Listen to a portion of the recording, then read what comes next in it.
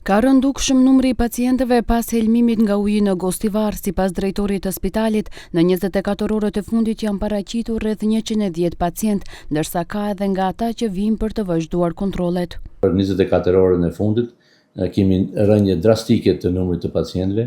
Në pediatri kemi 46 pacient, kurse në infektologji 60 pacient. Këto janë pacient të ri. Kurse rikontrolla kemi 24 në infektive, kurse kemi vetëm 9 në pediatri. Dhe me thënë kemi rezultat shumë të kënaqshëm. Edhe Ministri I Shëndetësisë Sasho Klekovski tha se trendi I epidemisë është në rënje. Nga informacionet e dieshme që kishte rreth 290 pacient, sot janë rreth 190, tregoi ai. Siguroi se autoritetet po monitorojnë nga afër gjendjen shëndetësore të pacientëve.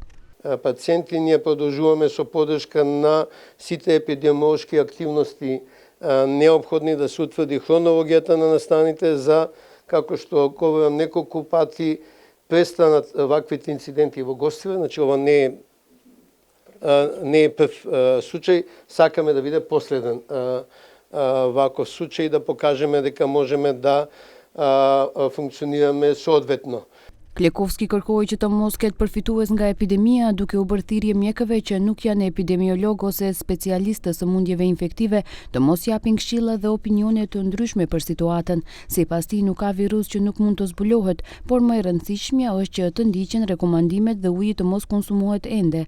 Përndryshe, pacientët e parë me simptoma helmimi në Gostivar u paraqiten më 14 korrik, ndërsa 2-3 ditë më pas numri I tyre arriti në 600 pacient në ditë. Ata kishin të vjella, diarre dhe dhimbje barku.